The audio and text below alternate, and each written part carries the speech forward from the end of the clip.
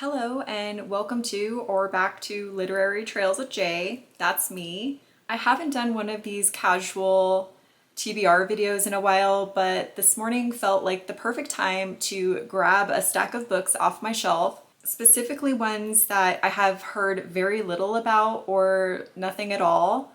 I'm not really on Book Talk and haven't really been watching much BookTube lately, so I might end up surprised when looking these up that one of them turns out to be secretly popular. But for the most part, I'm aiming for low hype reads for the month of August. I am hoping to narrow this stack of 9 or 10 books down to 5 or 6 so that I still have the space to mood read and also read some of the new releases that have come through on my Libby app. I will share those at the end, so let's cozy in. Maybe read the first line or two together or first line of the synopsis, check out the details on Amazon or Goodreads, and see what ends up making the cut for August. Okay, so the first one that I grabbed off my shelves I purchased in 2022, and that is Paul Takes the Form of a Mortal Girl by Andrea Lawler. And I think what I'll do is obviously look at how many reviews it has to make sure that these are underhyped books. Whether that's for a reason or if I'm going to find some hidden gems, we will find out in August. And kind of take a look at the review rating and, like I said, maybe read the first part of the synopsis or the first sentence or two. I don't like to know a lot about the books that I go into. I like to be surprised, as you may know if you've watched my previous TBR videos. Okay, so this one only has 557 ratings on Amazon with an average of a 4.2 rating. And I'm not really looking at the number of Goodreads ratings. It's 1993 and Paul Polydorus tends bar at the only gay club in a university town buzzing with politics and partying. And just to get a taste of the writing, like a shark, Paul had to keep moving.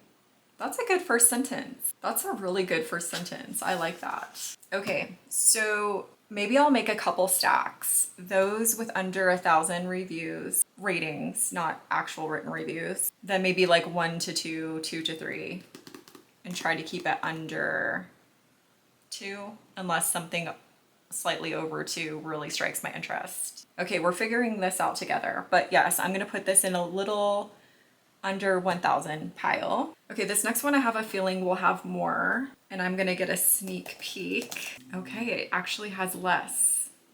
This is exciting, but it also is not as highly rated. And that is First Love by Gwendolyn Riley. I also bought this in 2022. Okay, and I just literally remembered this.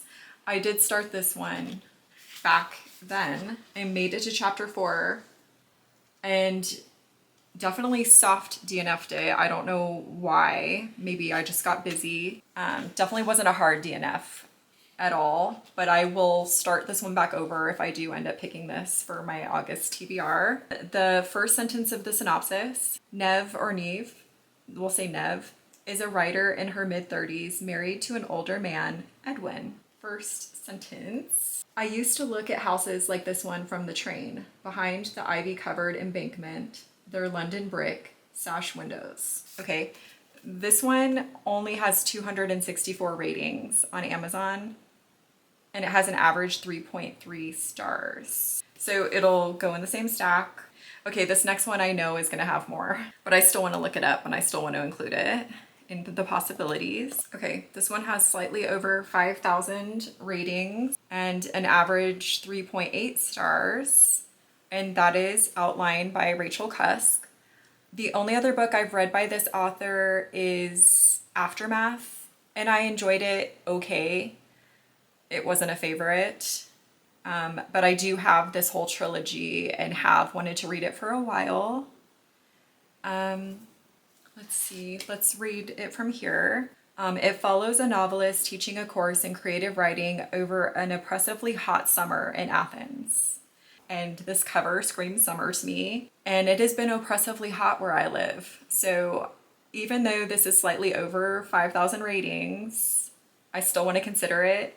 In a day and age where many books are so hyped, they're getting hundreds of thousands of ratings on Amazon and Goodreads, I still feel like this is fitting into that sort of low hype. Let's go ahead and also read the first sentence. Before the flight, I was invited for lunch at a London club with a billionaire I'd been promised had liberal credentials. Okay. I feel like this might jump to the top of the list just strictly because of the summer vibes. This next one is by an author I have read once before, and I really enjoyed the book. That book was Infinity in the Palm of Her Hand. I really, really enjoyed this book when I read it, and I am shocked by how few reviews this has.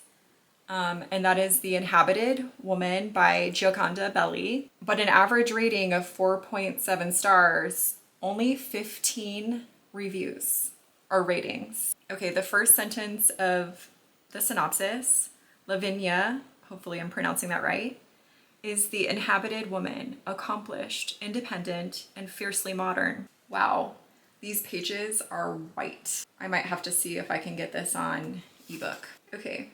Oh my gosh, the first sentence is 4 words. I emerged at dawn. Okay, I feel like I need to read a little bit more of the synopsis to you.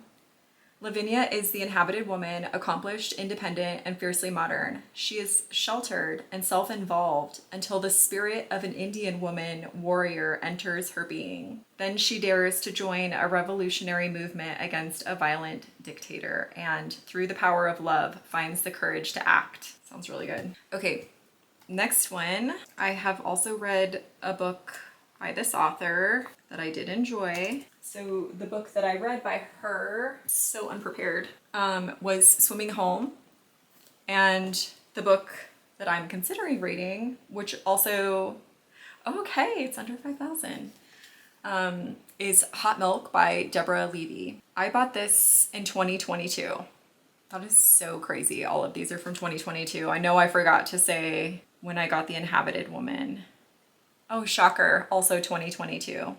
Different months, but same year. Okay, so this one has under 5,000 ratings. It has 4,372, an average 3.6. The first sentence of this synopsis, Sophia, a young anthropologist, has spent much of her life trying to solve the mystery of her mother's unexplainable illness. Let's just make sure that's the first sentence. Yes. Today I dropped my laptop on the concrete floor of a bar built on the beach. And again, the cover, summer. This is going to be hard to narrow these down. Okay, this next one is a collection of stories, and that is Walking Through Water in a Pool Painted Black by Cookie Mueller.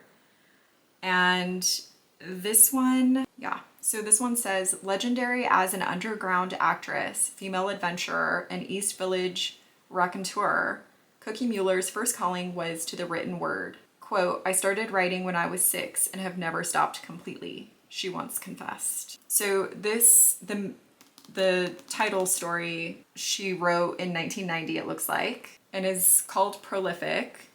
It has a 4.7 average rating on Amazon, but only 256 ratings. So I would definitely consider this in the underhyped category. I'm really interested in this one. So apart from not really having a genuine synopsis, let's go ahead and read the first sentence. In lieu of not really having much of a synopsis to go by, I'll read the first little paragraph. I had 2 lovers and I wasn't ashamed. The first was Jack. He was 17 and I was 15. The skin of his face was so taut over protruding bones that I feared for his head, the same sympathetic fear one has for the safety of an egg. Yes, I'm definitely feeling pulled towards this one right now. Came out in 2022. I bought it in 2022. So yes, this might be the time. Okay, this next one I picked up as a book of the month, and I'm not sure when. It was, oh, they do let us know, don't they? Where do they say it? On the spine? Okay, December. Okay, so this one I have had the longest, and that is Dear Edward by Anne Napolitano. And I've had this since December of 2019. This probably has more reviews, I would imagine, since it was a book of the month. It has like a lot more exposure. I just haven't heard a soul talk about this book. Okay, yeah, it has a lot more reviews, but still relatively low. It has 32,000 ratings and a 4.5 average. One summer morning, 12-year-old Edward Adler his beloved older brother, his parents, and 183 other passengers board a flight in Newark headed for Los Angeles. Okay, I went ahead and kept skimming this. I don't remember it being about this. Okay, I'm just gonna keep going. Among them are a Wall Street wunderkind, a young woman coming to terms with an unexpected pregnancy, an injured veteran returning from Afghanistan, a business tycoon, and a free-spirited woman running away from her controlling husband. Halfway across the country, the plane crashes. Edward is the sole survivor. I was not expecting that. Okay. I think this was just one of those things that, oh my gosh, and then his story captures the attention of the nation. Okay, I have to stop. I have to stop reading the synopsis. I don't like to know this much about the book. Okay. I have a feeling I've made myself really want to read this, and it doesn't really fit into my like under 5,000 ratings category. Okay. The first sentence, Newark Airport is shiny from a recent renovation.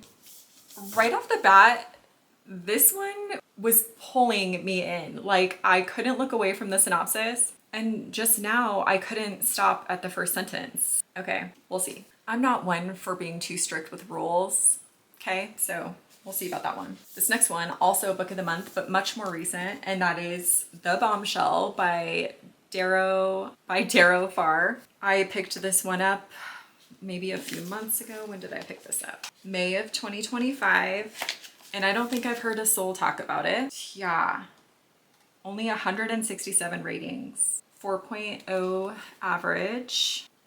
Oh my gosh, another summer vibes book. Okay, so Corsica, which I have always wanted to go visit in France, 1993. As a sun-drenched Mediterranean summer heads into full swing, beautiful and brash 17-year-old, I'm gonna butcher this name, Séverine Guimard is counting down the days until graduation, dreaming of stardom while smoking cigarettes and seducing boys in her class to pass the time. The pampered French-American daughter, well, actually I'm going too far, so we'll stop. Summer vibes, I like it. This is a good problem to have, that all of these books just sound so good. Okay, this next one, I'm not sure. So I just finished book 1 and this is book 2. And honestly, I just don't know if I'm in the mood for it enough to even consider it. But I'll at least tell you what it is. And that is The Forgotten Kingdom by Signe Pike.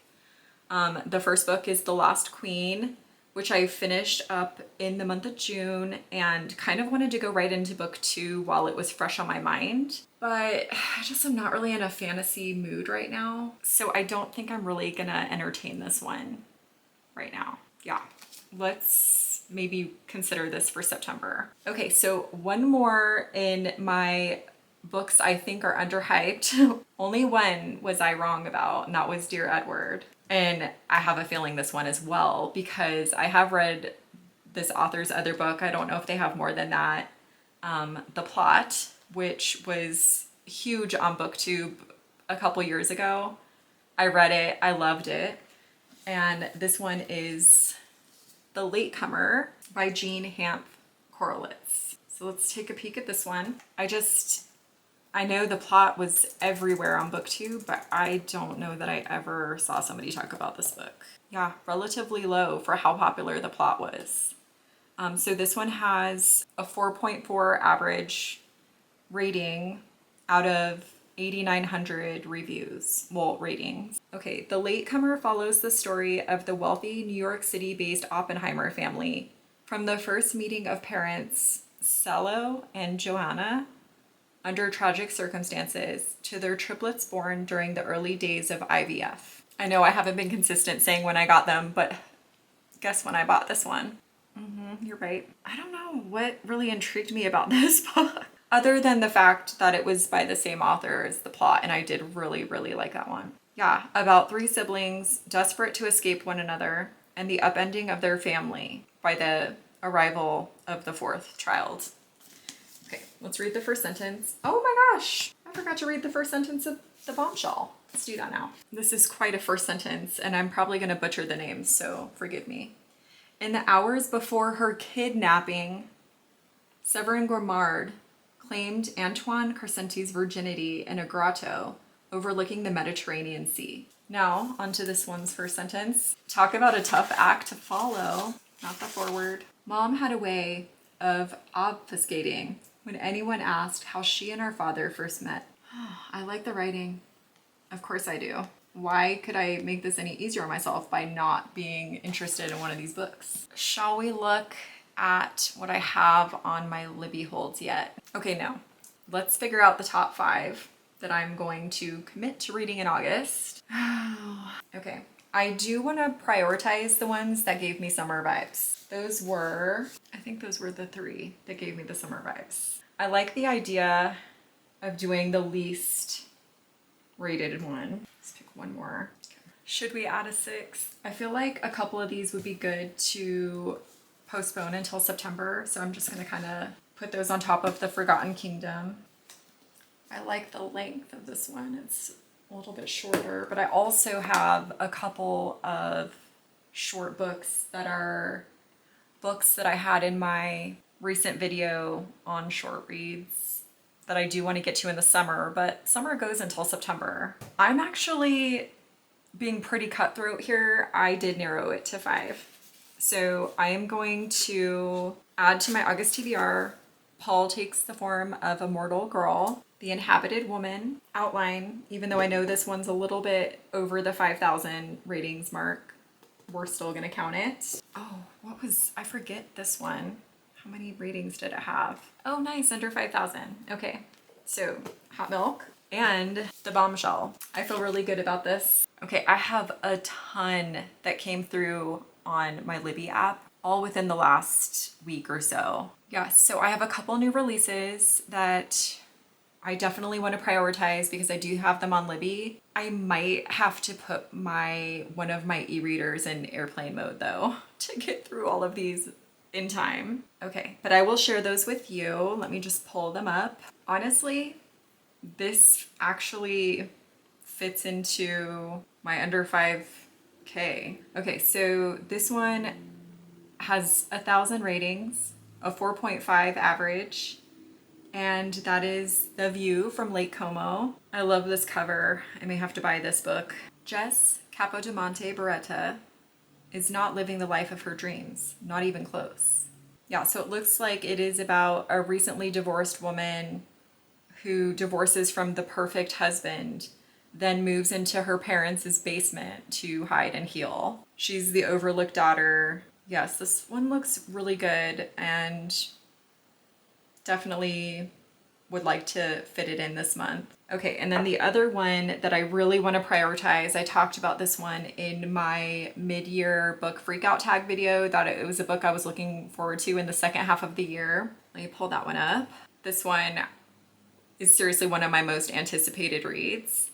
So far, it only has 1.1 thousand ratings and a 4.5 average. When the Cassidy, let me tell you what the book is called. It's Culpability. When the Cassidy Shaw's autonomous minivan collides with an oncoming car, 17-year-old Charlie is in the driver's seat with his father, Noah, riding shotgun. In the back seat, tweens Alice and Izzy are on their phones, while their mother, Lorelai, a world leader in the field of artificial intelligence, is absorbed in her work. Yet each family member harbors a secret, implicating them all in the tragic accident. This sounds so good. Like, even when I just look at the synopsis or the cover, I get chills. Like, I really am excited for this one. So there's that one. Another one that I mentioned, I can't even remember what video now, that I was excited about and I now have, is Flashlight by Susan Choi. Seriously low amounts of ratings so far on this one. It came out in just June. Only 229 ratings, 4.2 stars average.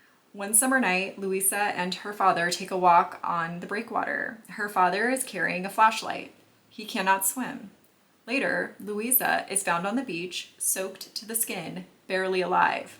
Her father is gone. She is 10 years old. Yes, so that one in Culpability, I'm just so curious about. And then I have a summer one. Oh my gosh. And then I also have the new Lisa Jewell. Okay, so we're gonna do 2 more. The Lisa Jewell book, Don't Let Me In. So let's pull that one up. Don't Let Him In. This one's doing well ratings wise. It already has about 6,600 ratings, a 4.2 star average.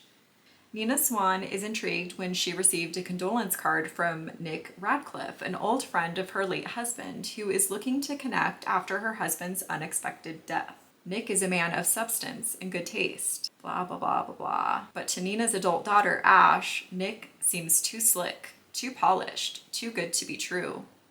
Without telling her mother, Ash begins digging into Nick's past. What she finds is more than unsettling. Yeah, I think this was the one that I felt like when I looked into it, it was giving me Dirty John vibes. So I definitely want to get to this one. I'm excited for that one. And then I have a summer romance that of course I have to fit in. It'll be my third book by this author. And 2 of 3 I've really liked. And the third one, which I'll be talking about in my June wrap up, I thought was pretty good. So I have a feeling I'll like this one. It's her newest. And that is It's a Love Story by Annabelle Monaghan. This one just came out in May, has 4,500 ratings. That's so funny. Now I'm going to be looking at that. Most of the time, the books I'm picking out have tens of thousands, if not over 100,000. 4.3 star average rating. I absolutely loved Nora Goes Off Script by this author. That's definitely my top book by this author. Jane Jackson spent her adolescence as poor Janie Jakes, the barbecue sauce in her braces punchline on America's 5th favorite sitcom. Now she's trying to be taken seriously as a Hollywood studio executive by embracing a new mantra, fake it till you make it. Except she might have faked it too far. Desperate to get her first project greenlit and riled up by pompous cinematographer and one-time crush Dan Finnegan, she claimed that she could get mega pop star Jack... I hate when... Okay, quick side rant. Blurbs should not have a million names dropped in them. Like, that's just too much. I'm already confused. She claimed that she could get mega pop star Jack Quinlan to write a song for the movie. Jack may have been her first kiss and greatest source of shame, but she hasn't spoken to him in 20 years. Yeah, I just have a lot of faith in this author, even though she says too many names in her blurb, that I'm going to end up feeling like this is a very grounded story. She's so good at that. Her stories honestly do at least try to have a lot of depth to them. The book that I'm going to be talking about in my upcoming wrap up for June, that was not the case, but for the most part, I really do have a lot of faith in this author. Okay, so that leaves me with what? 8, 9. I might even have time to mood read a book here and there. I have been liking picking up like a KU book at night, like before bed. So yeah, I'm feeling good about this one. Please let me know what you all are reading, or if you've read any of these, if you want me to prioritize any of these books I talked about, including the ones that maybe I took off my August TBR. Do let me know. I hope that you're all doing well, and I really appreciate you spending your time here with me today, and I will see you all again soon in the next video. Bye! Come on, soft, turn the key and cooler on. This apart.